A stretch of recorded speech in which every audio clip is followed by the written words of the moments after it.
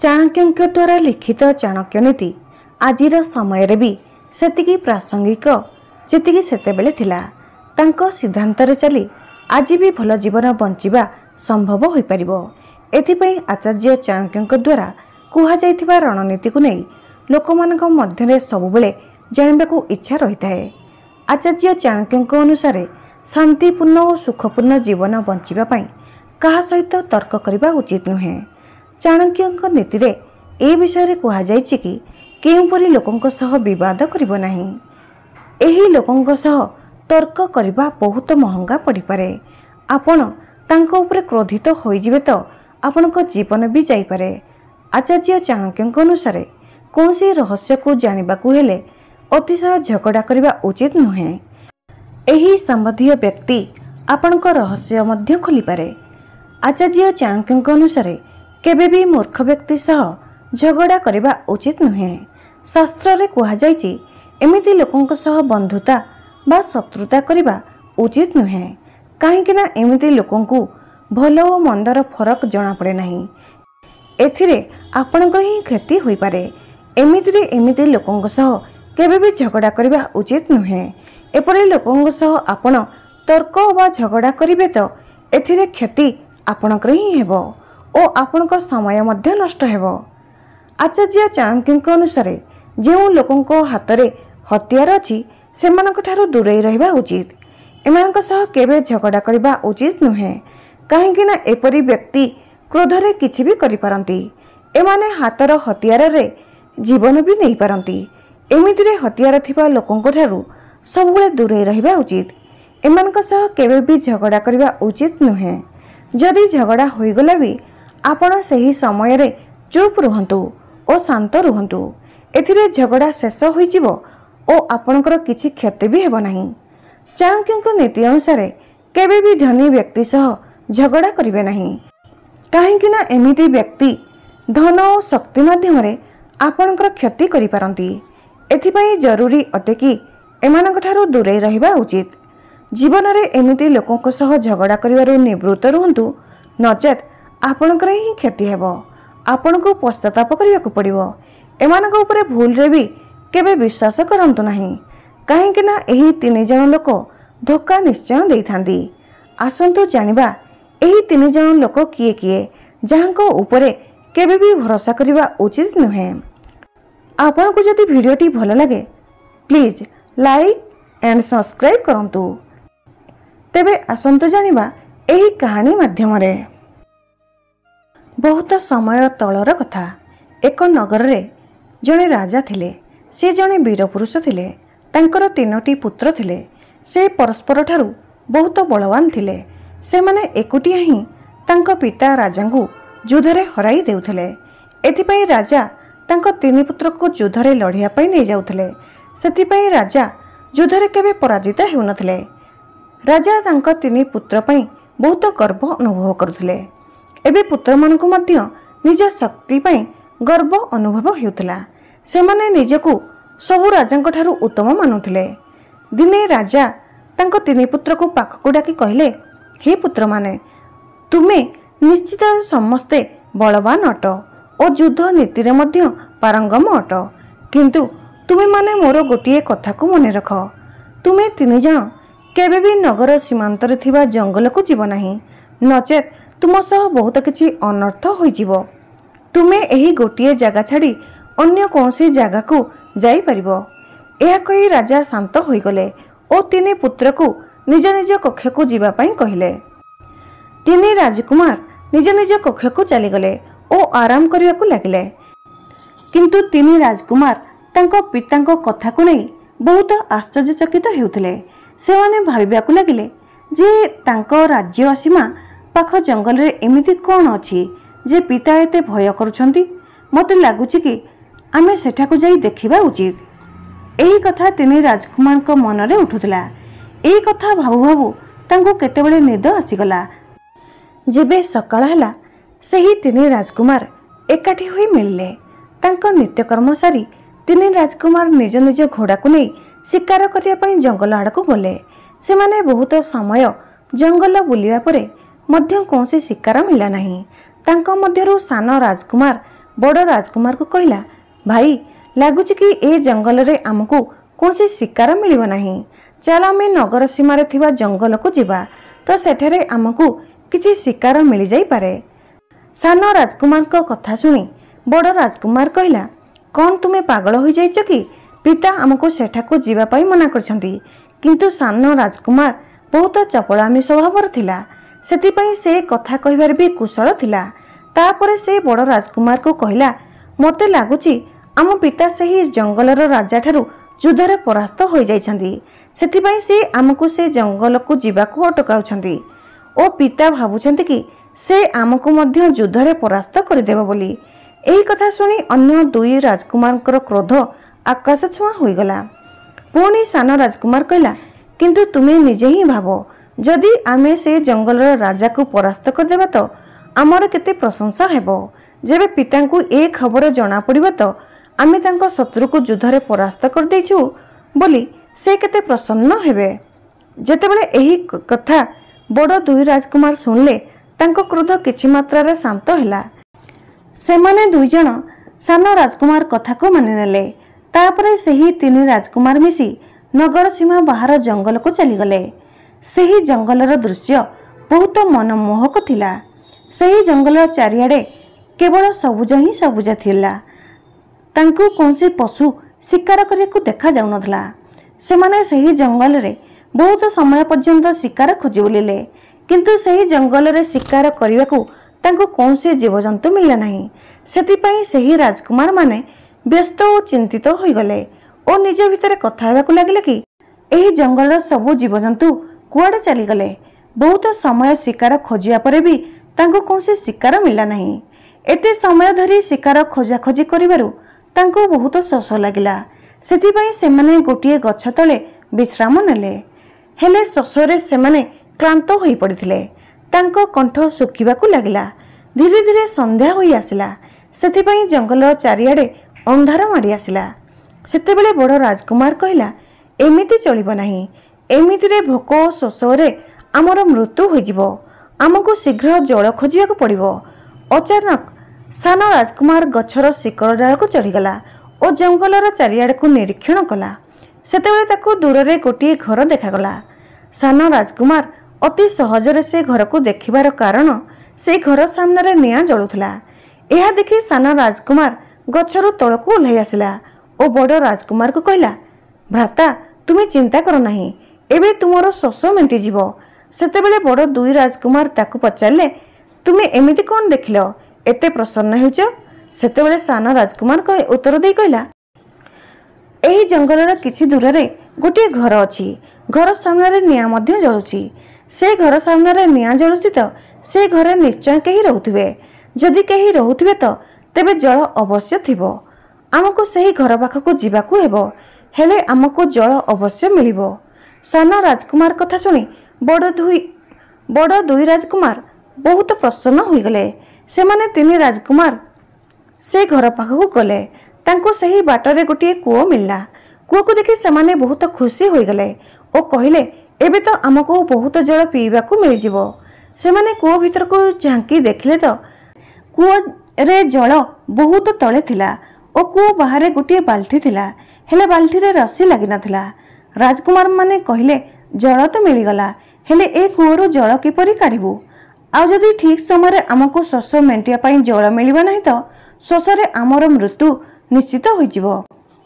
बड़ राजकुमार सान राजकुमार को कहला, तुमे जाओ से घरु रस्सी मागिकी आनिबो, कारण केही ना केही निश्चय सेठारे रहुतबो। यह कही बड़ दुई राजकुमार कूओ पाखरे बसीगले और सान राजकुमार से घर सामना को रस्सी मागिया को गला। घर सामना को जाई डाकिला और कहिला, घरे किए अछंती? आमको कूओरु जल बाहर करिया को रस्सी दे दियो। आमे तीन भाई बहुत शोषरे अछु। जदि आमको ठीक समय पीवा पाई जल मिलिबो नाही तो शोष कारणरू आमर मृत्यु ही होइजिवो। जेमिति सान राजकुमार डाक देला, तार किछि समय परे से घर भितर जने सुंदरी कन्या बाहरी आसिला। से सान राजकुमार ताकू विनम्र होई कहिला कि आमे तीन भाई शोष कारण बहुत व्याकुल अछु। मोर दुई भाई रास्तार थिबा कूओ पाखरे बसिछंती। मते सेमाने तुम घर को रस्सी नेबा पाई कहिसंती।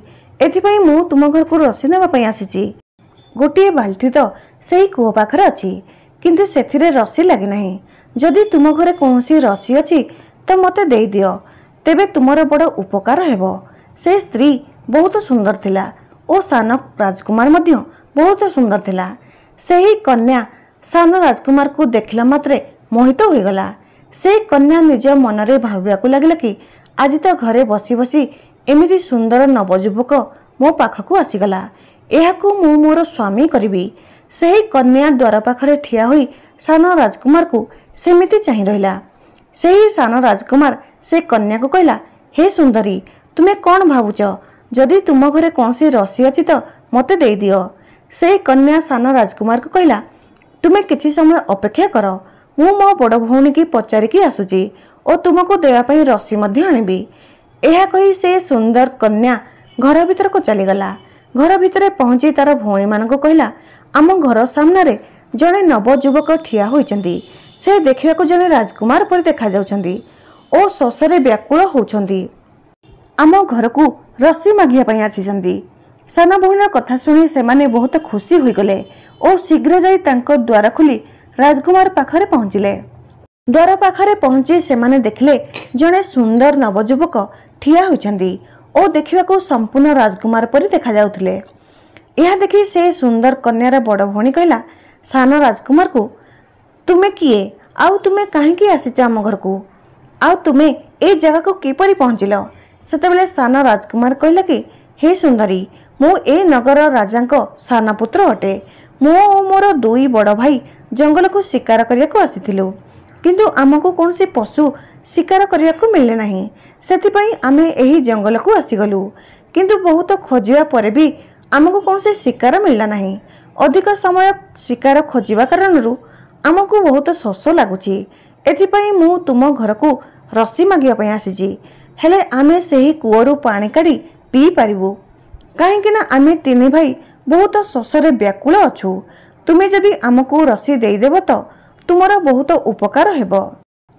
सान राजकुमार कथा शुणी से कन्यार बड़ भौणी कहला, रस्सी तो तुमको अवश्य मिलिबो, किंतु तुमको आमर एक शर्त मानिबाकू हेबो।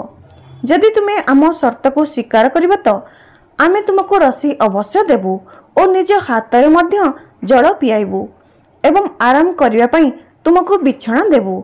एहा सुनी सान राजकुमार कहला, हो ठीक अछि, किंतु तुमे मते तुम शर्त कहि दियो, हेले मु मो बड़ भ्रातांको कहि परिबी।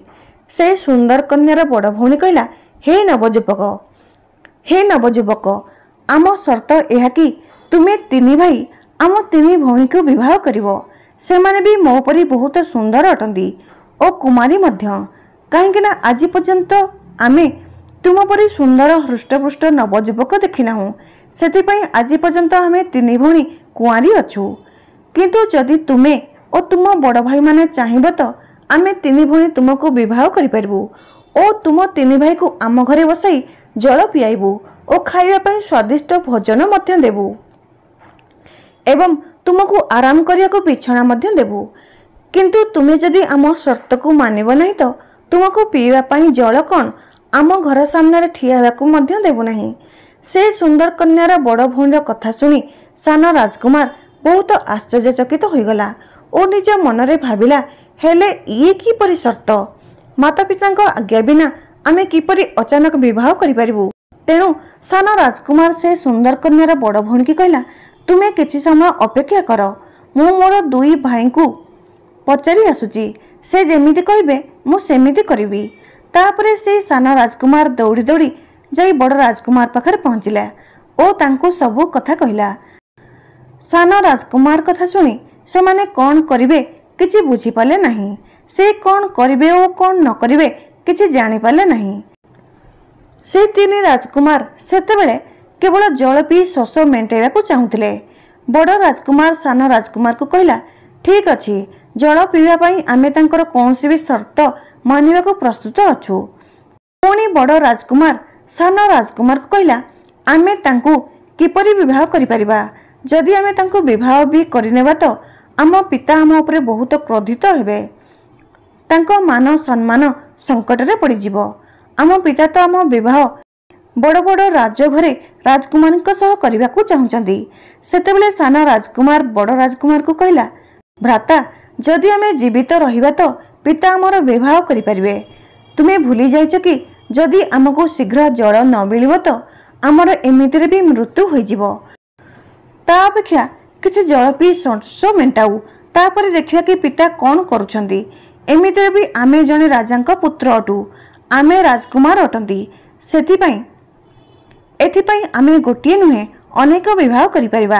एथिरे कोनसी आश्चर्य हैला भली कथा नहीं, काहेकि ना आमर पिता मध्य अनेक विवाह करछंती। एबे सही बड़ राजकुमार सान राजकुमार को कहला, हाँ भाई तुम्हें ठीक कहूच, एबे जहा हेबो देखा जिवो। आमे प्रथमे तांको विवाह करि नेउ, आउ जल पी आम शोष मेंटाऊ, नहले आमर प्राण चली जिवो। तापरे सही तीन राजकुमार सही तीन जन सुंदरी कन्या को विवाह करने पई प्रस्तुत हो गले। सही तीन राजकुमार सही सुंदर कन्या को घर सामने ठिया हेले और तांको भौणी को कहले, आमे तीन भाई तुम शर्त मानिबा को प्रस्तुत अछु, तुम्हें दयाकरी आमको जल दे दियो। से तीन राजकुमार को कथा सुनी से तीन भौणी बहुत खुशी हो गले और तीन राजकुमार को जल पियाइले। जल पीवा परे ताको शोष जेतेबेले शांत हैला तो तीन राजकुमार को पई शीघ्र शीघ्र जाई स्वादिष्ट भोजन तैयारी कले। तापरे तांको बहुत प्रेम रे भोजन कराइले। सेमानकु भोजन कराइबा परे से सुंदरी कन्या माने राजकुमार को कहले, हे नवजुवक माने आमे ए विवाह पई प्रस्तुत हो जिबा, सेते पर्यंत तुमे माने मध्य प्रस्तुत हो जाओ। तापरे बड़ राजकुमार ता मनरे भाबिला कि आमको जहा दरकार थिला ताहा तो मिली सारलानी, एबे आमको तांको शर्त मानिबा किछि आवश्यक नाही। आउ आमे तीन भाई एते शक्तिशाली अछु कि एही कोमल कन्या मानकु उठाई कचाड़ी पारिबु। यह भाबी बड़ राजकुमार से कन्या मानकु कहला, हे सुंदरी कन्या माने आम भीतर कौनसी भी भाई तुम मानको विवाह करिया को चाहुनाऊ। आमे तो केवल जल पीवा पई एमिति कहि देथिलु कि आमे तीन भाई तुम भौणी मानको विवाह करिया को प्रस्तुत अछु। आम तीन जनक मध्यरो कौनसी भी भाई आम पिता को न पचारि विवाह करि परिबु नाही। आमे एठारु जाउछु। बड़ राजकुमारी कथा सुनी सेही तीन सुंदरी कन्या निज असल रूप को चली आसिले। से तीन भौणी राक्षसी थिले। तांकर बड़ बड़ नख और बड़ बड़ दांत थिला। तांकर एपरी भयानक रूप को देखी से तीन राजकुमार बहुत अधिक भयभीत हो गले और तांको क्षमा मागिले और तांको कहले, हे कन्या माने आमको क्षमा कर दियो, आमे तीन भाई तुमको विवाह करने को प्रस्तुत अछु। तापरे बड़ राजकुमार तार दुई भाई को बुझाई कहला, हे भाई माने ए तीन जन हेउचंती राक्षसी, तथापि सेमाने तीन भाई विवाह करने को राजी हो गले। तापरे से तीन राजकुमार से तीन भौणी सह विवाह हो गला। से तीन राजकुमार को विवाह करिया परे तीन राक्षसी कन्या बहुत प्रसन्न हो गले, पुणी तांको सह सुखपूर्वक जीवन निर्वाह कले। से प्रतिदिन निज निज स्वामी स्वादिष्ट भोजन प्रस्तुत करुले, जहाकू खाई तीन राजकुमार बहुत हृष्टपुष्ट हो गले। तीन राजकुमार मुखमंडल रे अलग प्रकार चमक रोला। एमिति किछि दिन बीतीगला। पुणी दिने बड़ दुई राजकुमार देखिले कि तांको सान भाई बहुत दुर्बल हो जाउछि। सेठारे एते स्वादिष्ट भोजन मिलिबा परे मध्य से बहुत दुर्बल देखा जाउथला। एहा देखि बड़ राजकुमार सान राजकुमार को पचारला, भाई तुमर कौन होइछि? कौन तुम स्वास्थ्य ठीक नहीं कि? काहेकि ना एठारे तो स्वादिष्ट भोजन मिलुछि। एते स्वादिष्ट भोजन मिलिबा परे भी तुमे दुर्बल काहेकि हो जाउछ? कौन तुमको किछि दुख कष्ट हेउछि कि? सही सान राजकुमार बड़ राजकुमार को कहला, भाई मो स्त्री मते खुशी रे भोजन कराउ नाही, काहेकि ना मु जेतेबेले ताहा सह भोजन करिया को बसुछि तो से मो आड़कू पछ करी जोर रे कांदुछि। आउ ताकू कांदिबा देखी मु ठीक रे भोजन करि पारु नाही, सेति दुर्बल हो जाउछि। किंतु मु जानि पारु नाही कि मु जेतेबेले भोजन करिया को बसुछि सेतेबेले से काहेकि कांदुछि ओ से मते कांदिबार कारण मध्य कहू नाही। एहा सुनी बड़ राजकुमार सान भाई को कहला, निश्चय किछि ना किछि रहस्य थिबो जेउथि तुम स्त्री भोजन देला बेले काहेकि कांदुछि। सान राजकुमार बड़ भाई को कहला, भाई मु ताऊ केते थर पचारि सारले कि मु जेतेबेले भोजन करिया को बसुछि तुमे काहेकि कांदुछ, किंतु से मते एही रहस्य विषय किछि कहउनांती। से केवल एतिकी कही चुप हो जाउछि कि मोर कांदिबार अभ्यास अछि, तेणु जेतेबेले मन हेउछि सेतेबेले कांदुछि।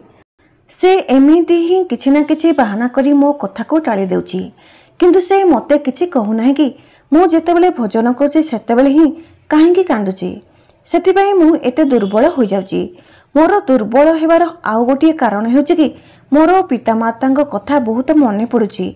सेही सान राजकुमार कथा शुणी बड़ राजकुमार कहला, मु तुमको गोटिए उपाय कहूछि जे तुम स्त्री भोजन समय काहेकि कांदुछि एहा तुमे जानि परिबो। सुन, आज जेतेबेले तुम भोजन करियाको बसिबो सेतेबेले तुम स्त्री को कहिबो कि तुमे जेते पर्यंत कांदिबार कारण न कहिबो मु सेते पर्यंत भोजन करबी नाही। एपरी भोकरे रही निज प्राण त्याग करदेवी। सान राजकुमार बड़ राजकुमार को कहला, भाई मते भोकिला मरिबार नाही, एमितिरे भी मु बहुत दुर्बल हो जाइछि। आउ जदि मु किछि भी खाइबी नाही तो सतरे भी मोर प्राण चली जिवो।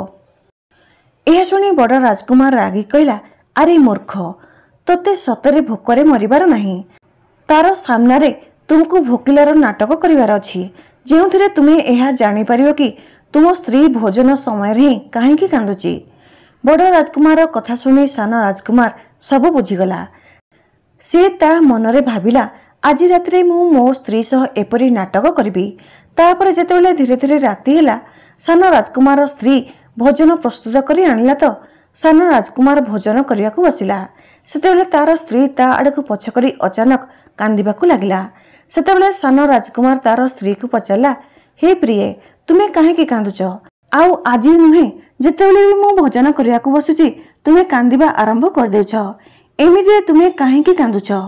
आज तुमको कहिबाकू ही पड़िबो, नहले मो अन्न जल त्याग करदेबी आउ मोर मृत्यु होइजिवो। एहा सुनी सान राजकुमार स्त्री कहला, हे नाथ, तुमे भोजन करिनेओ, मो विषय एते चिंता कर नाही। मोर तो कांदिबार अभ्यास अछि, जेतेबेले मोर मन करे मु कांदे। सान राजकुमार ता स्त्रीर कथा शुणी बुझीगला कि तार स्त्री ताकू मिछ कहूछि। से सान राजकुमार ता स्त्री को कहला, हे प्रिये, आज तुमको निश्चित कहबाकू पड़ियो कि तुमे अचानक एमिति काहेकि कांदुछ। जदि तुमे मते किछि कहबो नाही तो मु आउ थरे कहि रखुछि, मु अन्न जल त्याग करदेबी। जेतेबेले से तार स्वामीर एपरी कथा सुनला तो से तार स्वामी के कहला, हे नाथ, तुमे एमिति कर नाही, मोर अवस्था कौन हबो, काहेकि ना मु तुमको बहुत अधिक प्रेम करुछि। हौ ठीक अछि, एबे मु तुमको कहूछि कि तुमे भोजन करिवा समय मु काहेकि कांदुछि। मोर कांदिबार कारण हेउछि कि आमे तीन भौणी राक्षसी अटु। आउ मोर दुर्भाग्य एहा कि मु भी राक्षसी अटे।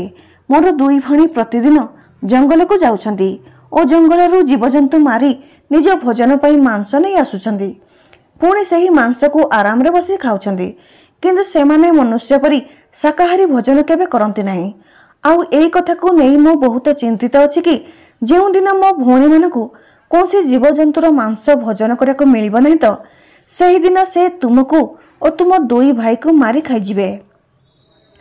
तुमे तुम दुई भाई को बहुत अधिक भल पाउच। हुए तो तुमको तुम भाई मान को मरा होइथिबा देखि बहुत दुख लागि पारे ओ होई पारे तापरे तुमे मते प्रेम करिबा छाड़ी देबो, किंतु मु तुम साथी रे केबे भी एमिति करिबि नाही, काहेकि ना मु तुमको बहुत अधिक प्रेम करूची। किंतु मोर दुई भौणी तांको स्वामी को टिके भी भल पाती नहीं। तांको जेउ दिन कौन से जीवजंतुर मांस खाइबाकू मिलिबो नहीं तो सेही दिन सेमाने तांको निज निज स्वामी को मारी खाइदेबे।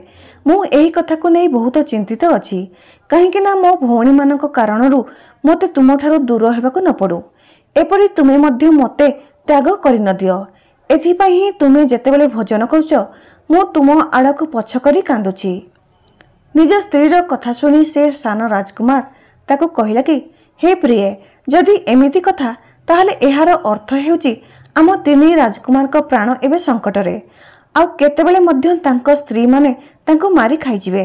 सही सान राजकुमार ता स्त्री को कहिला, हे प्रिय, कौन तुम पाखरे तुम भौणी मानक ठारू आमको बंचेबार कोनसी उपाय नहीं?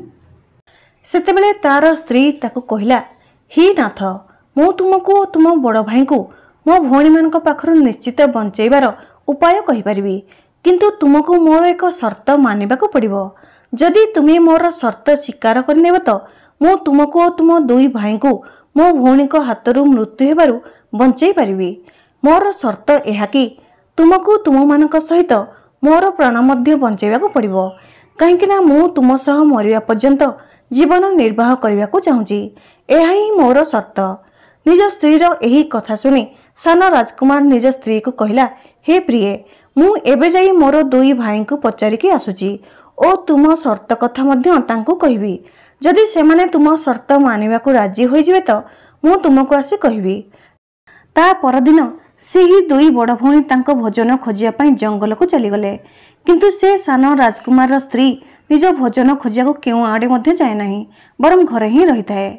एहा परे सान राजकुमार कथा हेबा पई निज भाई मानक पाखकू गला और तार बड़ भाई को कहला, मोर कथा ध्यान दे शुण।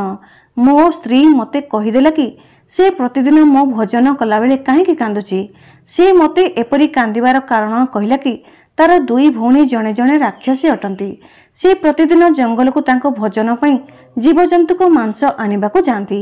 जो दिन तांको भोजन पई मांस मिलिबो नहीं सेदिन से तुम मानकू मारी खाइजिबे। सेतिपई आम समस्तଙ୍କ प्राण एवं संकटरे। तुम स्त्री माने केबे ना केबे तुमको मारी खाइजिबे। यह शुणी बड़ राजकुमार सान राजकुमार को कहला, भाई एई संकटरू बंचे पई किछि कोन उपाय अछि? एही राक्षसी मानक ठारो लुचि पळाई जाई परिबा? तापर सान राजकुमार कहला, हे भाई, मु यार उपाय पचारि नेछि। मो स्त्री कहला, से ता भौणी मानक ठारो आमको बंचई परिबो, किंतु आमको तार एक शर्त मानिबाकू पड़िबो।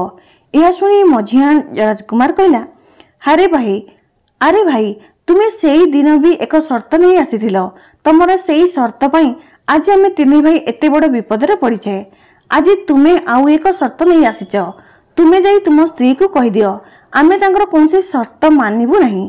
पुणी बड़ राजकुमार कहला, अरे भाई, वर्तमान समय तर्क करिवार नुहे। एबे आम प्राण संकटरे अछि और एहार स्त्री आमर प्राण बंचाई परिवो, तेणु ता स्त्रीर शर्त आमको मानि नेबाकू पड़िवो। बड़ राजकुमार सान राजकुमार कहला, तुम स्त्रीर शर्त आमे मानिबाकू प्रस्तुत अछु। कुह, तुम स्त्रीर शर्त कौन? सान राजकुमार बड़ भाई को कहला, मो स्त्रीर शर्त यह कि आमको आम प्राण सहित ता प्राण मध्य बंचेबाकू हेबो, कहिना से मते बहुत प्रेम करे और मो साथी ही तार जीवन निर्वाह करने को चाहूँगी। जदि आमे तार यही शर्त को मानिनेबा तो सी आम तीन भाई प्राण बंचाई देब। केवल यह ही तार शर्त। तापरे बड़ राजकुमार कहला, ठीक अछि, से ता भौणी मानक सह विश्वासघात करुछि, एथिपई आमे तार प्राण बंचाइबा पई प्रस्तुत अछु। सेही तीन भाई सान राजकुमार स्त्री पाखक आसी कहले, तुमे तुम दुई भौणी सह विश्वासघात करी आम प्राण बंचाउछ, सेथिपई आमे तुमर प्राण अवश्य बंचाइबु। किंतु एबे कुह, आमको कौन करबाकू पड़िबो? सान राजकुमार स्त्री कहला, तुम तीन राजकुमार को शिकार करियाकू जंगल भीतर को जीवाकू हेबो और जंगल को जाई परस्पर को क्षताक्त करिबाकू पड़िबो और घर को क्षताक्त होई आसीबो। जेतेबेले मो भौणी माने तुमको क्षताक्त अवस्था रे देखिबे तो से माने तुम मानकू पचारिबे कि तुमे एपरी क्षताक्त किपरि हेलो। तुमे सेतेबेले कहिबो कि जंगल रे किछि चोर लुचि रहितिले, से माने आमर सबु धन लुटि नेले और तांको घोड़ा बहुत जोर रे दौड़ुथला, किंतु आम घोड़ा बहुत धीरे दौड़ुथला, एथिपई आमे तांको ठारू पराजित होई गलु। तापरे मो भौणी माने तुमको पचारिबे कि तुमे कौन चाहुच, सेतेबेले तुमे तांको कहिबो कि तुमे आमको तुमर शीघ्र दौड़ुथिबा घोड़ा को देई दियो। आमे एबे शिकार करियाकू जंगल को जीवु और भल भल जीवजंतु को शिकार नहीं आसीबु।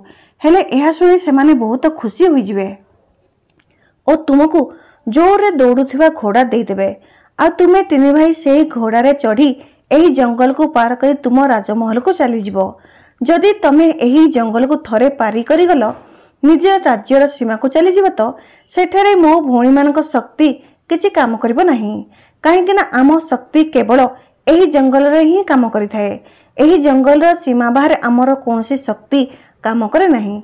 जदि तुमे तीन राजकुमार माने थरे एही जंगल सीमा को पार कर जीव तो मो भौणी माने तुम तीन भाईंकर किछि क्षति करि परिबे नाही, आ तुम प्राण मध्य बंची जीव। सेही तीन राजकुमार सान भाईर स्त्री कथा को भल भाव बुझीगले।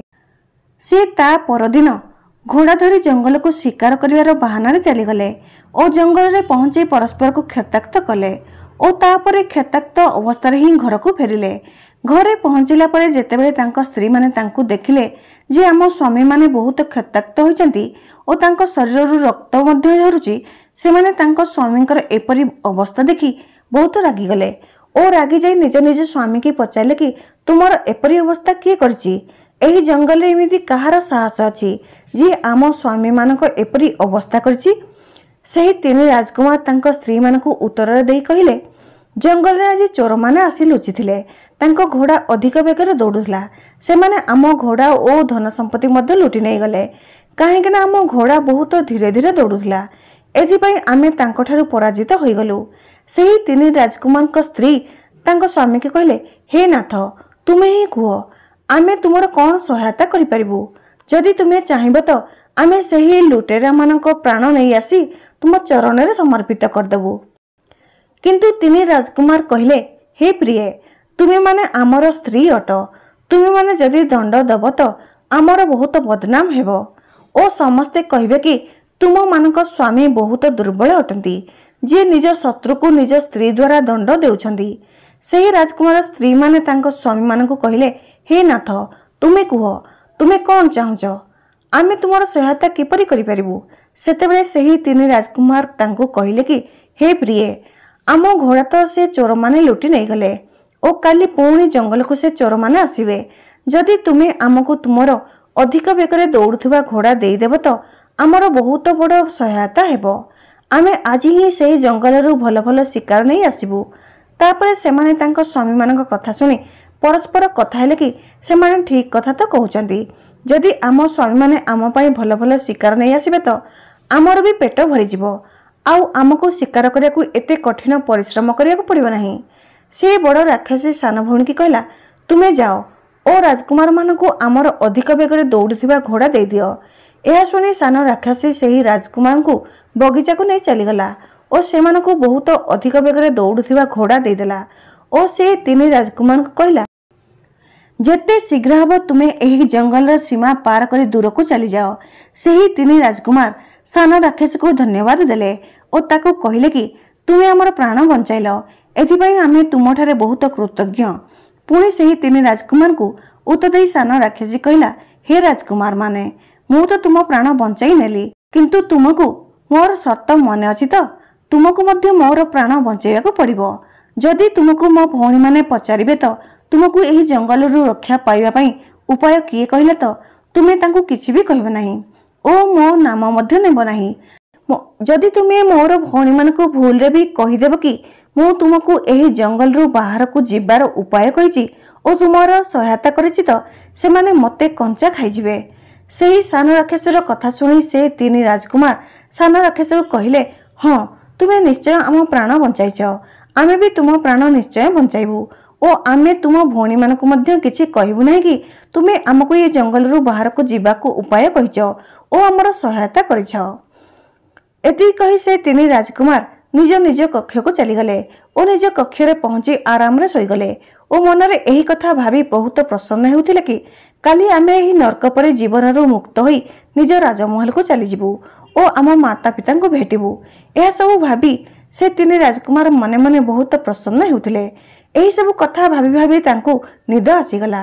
ଆଉ ଯେତେବେଳେ ସକାଳ ହେଲା ତ ସେମାନେ ତାଙ୍କ ନିତ୍ୟକର୍ମ ସାରି ଭୋଜନ କରିବା ପରେ ସେ ତିନି ରାଜକୁମାର ସେହି ଅଧିକ ବେଗରେ ଦୌଡ଼ିଥିବା ଘୋଡ଼ାକୁ ଧରି ଶିକାର ବାହାନାରେ ଜଙ୍ଗଲ ଆଡ଼କୁ ଚାଲିଗଲେ। ଏବେ ସେ ତିନି ରାଜକୁମାର ନିଜ ନିଜ ଘୋଡ଼ାକୁ ବହୁତ ଜୋରରେ ଦୌଡ଼େଇବାକୁ ଲାଗିଲେ। ସେ ତିନି ରାଜକୁମାରକୁ ଜଙ୍ଗଲର ସୀମା ପାର କରିବା ପାଇଁ ସନ୍ଧ୍ୟା ହୋଇଗଲା, କିନ୍ତୁ ସେ କୌଣସି ପ୍ରକାରେ ସେ ଜଙ୍ଗଲ ସୀମାକୁ ପାର କରିଗଲେ ଓ ଏପଟେ ଯେତେବେଳେ ସନ୍ଧ୍ୟା ହେଲା ତ ସେହି ତିନି ରାକ୍ଷସୀ କହିଲେ କି ଦେଖ କେତେ ଅନ୍ଧାର ହୋଇଗଲାଣି, ଏପର୍ଯ୍ୟନ୍ତ ଆମ ସ୍ୱାମୀମାନେ ଫେରି ନାହାନ୍ତି। ସେ ବଡ଼ ରାକ୍ଷସୀ ନିଜ ସାନ ଭଉଣୀକି କହିଲା, ଯାଅ ଦେଖିକି ଆସ କି ଆମ ସ୍ୱାମୀ ଏବେ କେଉଁଠି ଅଛନ୍ତି। ଏ କଥା ସାନ ରାକ୍ଷସୀକୁ ତ ଭଲ ଭାବରେ ଜଣାଥିଲା କି ସେ ତିନି ରାଜକୁମାର ଏଠାରୁ ପଳାଇ ଯାଇଛନ୍ତି ଓ ଏ ପର୍ଯ୍ୟନ୍ତ ସେମାନେ ଜଙ୍ଗଲର ସୀମା ପାର କରିସାରିଥିବେ। ସେ ସାନ ରାକ୍ଷସୀ କିଛି ଦୂର ଯାଇ ଫେରି ଆସି ତା ଦୁଇ ଭଉଣୀକୁ କହିଲା କି ସେ ତିନି ରାଜକୁମାର ତ ଏଠାରେ ନାହାନ୍ତି, ମୋତେ ଲାଗୁଛି ସେମାନେ ଏଠାରୁ ପଳାଇ ଗଲେ। यह शुणी से राक्षसी मने मने बहुत क्रोधित होगले और निजर बड़ बड़ नख बाहर कले और जंगल आड़ को चली चली से तीन राक्षसी जंगल सीमार पहुंचीगले और देखिले कि से तीन राजकुमार जंगल सीमा आर पाखक चली जाइछंती। एथिपाई सेमाने तांकर कोनसी क्षति करि पाले नाही। यह देखि बड़ राक्षसी बहुत क्रोधित होइगला और सेही राजकुमार को कहिला कि हे राजकुमार माने एबे ते तुमे बंचीगल, एबे आमे तमर कोनसी क्षति करि पारिबु नाही, किंतु तुमे जीवा पूर्वर गोटिए कथा कहिके जाओ कि तुमको ए जंगल रु बाहर को जीवार उपाय किए कहिला और तुमे केमिति जानिल जे ए जंगल सीमा बाहर आम शक्तिर प्रभाव कमी जाई थाए। सेही बड़ राक्षसीर कथा शुणी बड़ राजकुमार भाविले कि आम तीन भाई प्राण एबे बंचीगला, एबे से सान राक्षसी ठारे कौन काम, मु सेमानकु कहिदेबी कि तुम सान भौणी ही तुम साथरे विश्वासघात करिछि और से आम प्राण बंचाइछि। से बड़ राजकुमार राक्षसी को कहवाको जीवा बेले सान राजकुमार कहिला, भाई दयाकरी तमे एमिति कर नाही, मो स्त्री आम समस्तक प्राण बंचाइछि, हेले शेषरे आमे ताहा सह विश्वासघात किपरि करिबा, जदि आमे एमिति करिबा तो आमको बहुत बड़ पाप लागिवो। किंतु से बड़ राजकुमार बहुत क्रोधित थिला, अति दुष्ट स्वभावर थिला, एथिपाई से सान राक्षसीर शर्त को भूली जाइथिला। आउ से बड़ राक्षसी को जोर जोर रे कहिला, तुम सान भौणी ही तुम सह विश्वासघात करिछि, आउ से ही तुमठारु बंचिबार उपाय कहिछि और रास्ता भी कहिथिला। बड़ राजकुमार कथा शुणी से दुहे बड़ राक्षसी क्रोधित होइगले और अचानक निज सान भौणी को रांपी बिदारी खाइदेले। यह देखि से सान राजकुमार बहुत जोर जोर कांदियाकु लागिला। आउ तार दुई भाई को कहला, हे भ्राता तुमे एपरि काहेकि कल, ई तो आम प्राण बंचाइला, तुमको एमिति करिवार नथिला। सेतेबेले से बड़ राजकुमार सान राजकुमार कहला, अरे मूर्ख, एमानक सह आमर किछि देवा नेबा नाही, ये एक राक्षसी ही थिला, याकु एते प्रेम काहेकि करुछ, तुमे आम राज्य को चल, तुम विवाह पिता एक सुंदर राजकुमार सह करिदेबे। यह कहि से दुई राजकुमार तांको राजमहल आड़ को चलिले। एपटे से बड़ राक्षसी भौणी माने तार सान भौणी की खाइबा परे तार हाड़ सेठारे फोपाड़ी चलीगले। सही राक्षसी को फेरीजिबार देखि से सान राजकुमार पुणी थे से जंगल सीमा पार करी से सान राक्षसीर हाड़ थिबा स्थान रे पहुंचीगला और तार हाड़ को धरी बहुत जोर जोर कांदियाकु लागिला। सही समय रे तार आत्मा को बहुत कष्ट हेउथिला। से सान राजकुमार भाबुथिला, मु मो स्त्री को बहुत प्रेम करुथली, तार भी प्राण बंचाई पारिथांती, किंतु ता भाई मानक कारणरू आज ता स्त्रीर मृत्यु होइगला। एही कहानी आमको यही शिक्षा देउछि कि एही तीन जनक उपरे केबे विश्वास करिवे नाही, एमाने निश्चित धोखा देइथांदी। प्रथम, मद्यप निशा करुथुवा व्यक्ति। जे व्यक्ति सबुबले निशा सेवन करिथांती से अवश्य धोखा देइथांती। तांको कोनोसी जिनिसर अनुभव हुए नाही कि से निशारे जना नाही कौन करुछंती कौन कहउछंती, तांको किछि भी जना न थाए। एपरि व्यक्ति निज लाभ पई काहाकु मध्य धोखा देइ पारंती। द्वितीय, कामवासन रे अंध होइथिबा व्यक्ति। कामवासन रे अंध थिबा व्यक्ति को वासना छड़ा आउ किछि देखा जाय नाही। एमिति व्यक्ति निज वासनार पूर्ति करिया पई परिवार विनाश मध्य देखि पारंती। एमिति मनुष्य कहार निजर होई पारंती नाही, आउ से काहाकु भी धोखा देइ पारंती। एमिति लोकंक ठारो दूरे रहिबा आवश्यक। तृतीय, ईर्ष्याळु और कपटी व्यक्ति। एमिति व्यक्ति सबुबले कपट करिबा विषय भाबिथांती और से काहाकु खुशी देखि पारंती नाही। एमिति व्यक्ति अन्यर उन्नति रे जळिथांती, से केवल निजर उन्नति देखि पारंती। एथिपाई एमिति व्यक्ति उपरे भूल रे भी भरोसा करिबा उचित नुहे। एही व्यक्ति तो आपनक सामने भलर प्रशंसा करथाए, किंतु मने मने ईर्ष्या करथांती। एथिपाई एमिति व्यक्ति ठारू जेते संभव दूरे रहिबा उचित। आपनकु वीडियोटी जदि भल लागि थाए please like, comment, share and subscribe करंतु। जय जगन्नाथ।